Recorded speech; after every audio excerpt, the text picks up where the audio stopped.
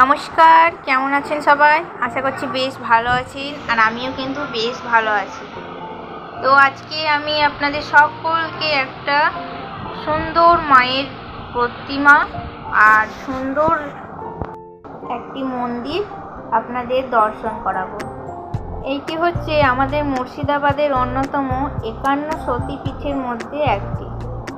তো দেখুন, আমরা এখন মন্দিরের ভিতরে প্রবেশ করেছি, আর এখানে আছে বাবা ভোলা। তো সাইডে দুটোই আছে, তো পরেরটা আমি পরে এসে দেখাচ্ছি। আগে প্রথমে চলুন মায়ের বিগ্রহটা আপনাদের দর্শন করাই। তো মায়ের মন্দির কিন্তু বন্ধ হয়ে গিয়েছিল, আমরা যতক্ষণে যাই ওই দুপুর 1:30 মতো বেজে গিয়েছিল। তার জন্য মায়ের কিন্তু পুজো হয়ে গিয়েছিল, মায়ের বিগ্রহ বন্ধ হয়ে গিয়েছিল। তাও চলুন, আমি দিলের ফাঁক দিয়ে যতটুকু পারছি ততটুকু আপনাদের দর্শন করাচ্ছি। কি অপূর্ব সুন্দর এই মায়ের বিগ্রহটা, তাই না? তো আজকে আমরা একটি জায়গাটার নাম হচ্ছে কিরিটেশ্বরী।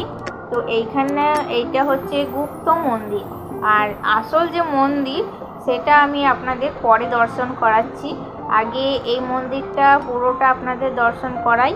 তো চলুন, এখানে দেখুন আর একটা ভোলে বাবা আছে। তো আমার ছেলে কিন্তু প্রণাম করলো, তো ও অন্যান্য জায়গায় কিন্তু প্রণাম করতে চায় না, তো আজ নিজে হতে প্রণাম করলো। আর আমরা বাড়ির সকলে মিলে একটু ঘুরতে এসেছি।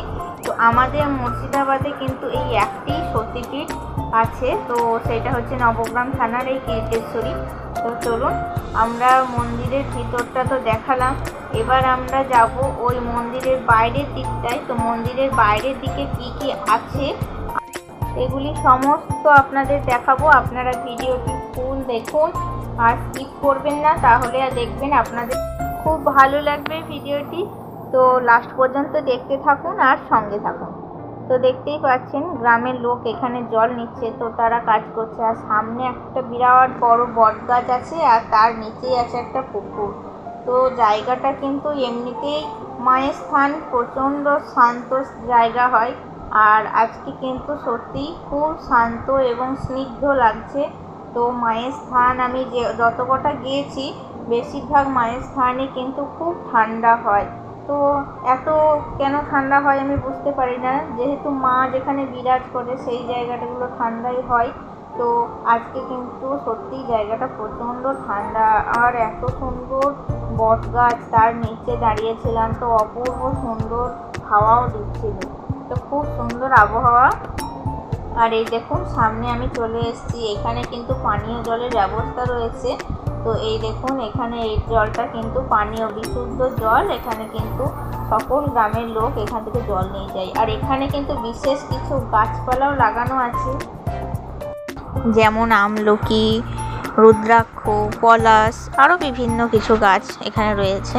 আর এই দেখুন আমার পিছনে একটা বড় বট গাছ রয়েছে। তো বট গাছটার কিন্তু অসাধারণ ঝুড়ি নেমেছে। তো এরকম বট গাছ কিন্তু এখন আর সচরাচর দেখতে পাওয়া যায় না। তো দেখুন বট গাছটা কিন্তু অনেক দিনের পুরনো দেখে মনে হচ্ছে।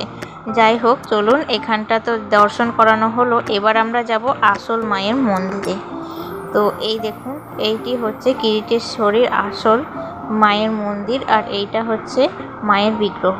তো আজকে যেন মনে হচ্ছিল মা আমার দিকে সত্যি করেই বোধহয় তাকিয়ে আছে। তো এত সুন্দর লাগছিল মাকে দেখে, তো মনটা কিন্তু খুব ভরে গেল আর খুব শান্ত হলো। তো চলুন, মাকে তো দেখা হলো, তারপর যাই, এখানেও একটু ভোলে বাবা আছে। তো প্রত্যেকটা মায়ের কাছেই তো ভোলে বাবা তো অবশ্যই থাকে, তো এখানেও তেমন আছে। তো চলুন সেখানে যাই এবং একটু প্রণাম করে আসি। তো এই দেখুন গোটা মন্দির, এটা হচ্ছে মন্দিরের ভিতরের পুরো এরিয়া, এইটা হচ্ছে রাস্তার ধারেই মন্দিরটা।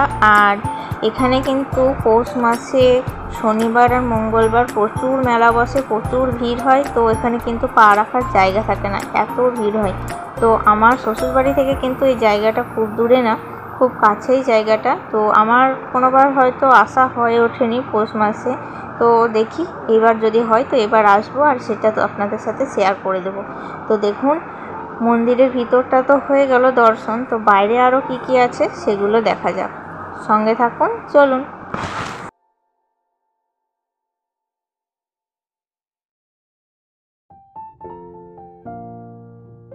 আমরা মন্দিরের বাইরে বেরিয়ে গেছি আর বাইরে কি কি আছে সেগুলো দেখছি। তো ওইদিকে দিদি আর জামাইবাবু দেখতে গিয়েছিল। এই দেখুন এখানে কিন্তু বাইরে দুটো মন্দির আছে আর এখানেও কিন্তু বড় বড় বট গাছ কয়েকটা আছে। তো প্রত্যেকটা মায়ের জায়গাতেই দেখি বট গাছ থাকবেই, আর বট গাছগুলো কিন্তু প্রচুর পুরনো। তো এই দেখুন এখানে মন্দিরটা দেখুন, একটা অপূর্ব দৃশ্য, মানে গোটা বট গাছটার ভিতরে একটা অপূর্ব একটা মন্দির, কিন্তু মানে এত সুন্দর দৃশ্য আমি কিন্তু আগে দেখিনি। সত্যিই কিন্তু জায়গাটা অনেকবার এসেছি কিন্তু এই দিকটায় আসা হয়নি, আর এই জায়গাটা কিন্তু দেখাও হয়ে ওঠেনি। দেখুন কি সুন্দর, তাই না? তো এরকম কিন্তু দেখতেই পাওয়া যায় না এখনকার দিনে। তো এই দেখুন কি সুন্দর বট গাছ, তার শিকড়টা ঘিরে কি সুন্দর একটা ভিতরে মন্দির, আর সেখানে আছে বাবা ভোলা। তো অপূর্ব সুন্দর জায়গাটা। তো দেখুন দিদিরা তো এখানে মানে এত সুন্দর সিন পেয়ে ওখানে কিন্তু ছবি তুলতে শুরু করেছে, আর আমিও কিন্তু সেই সুযোগে একটু ভিডিও করে নিলাম। তো সত্যিই কিন্তু জায়গাটা একটা আশ্চর্য জায়গা, সত্যিই আমার কোনোদিন দেখা হয়ে ওঠেনি। তো যাই হোক, চলুন, আমাদের এই দিকটা তো দেখা হয়ে গিয়েছে। তো এখন তো বাড়ি ফেরার পালা, বাড়ি ফিরবো। আর আমরা এত বেলা করে এখানে এসেছিলাম যে দেরি হয়ে গিয়েছিল। তো মায়ের থানে যখন এলাম কিন্তু পুজো দেওয়াটা আর হয়ে ওঠেনি, কারণ পুজোটা তো সকাল সকাল হয়, তো পুজোটা হয়ে গিয়েছিল, তার জন্য পুজো আর দেওয়া হয়ে ওঠেনি। তার জন্য আমরা এমনি দর্শন করলাম আর একটু দক্ষিণা দিয়ে প্রণাম করে নিলাম, আর ছেলেকে গড়াগড়ি দিয়ে তো দর্শন করে আমরা চলে যেতে হচ্ছে। যাই হোক, পরে আবার সময় সুযোগ করে আসবো, আবার তখন এসে মাকে পুজো দিয়ে যাব।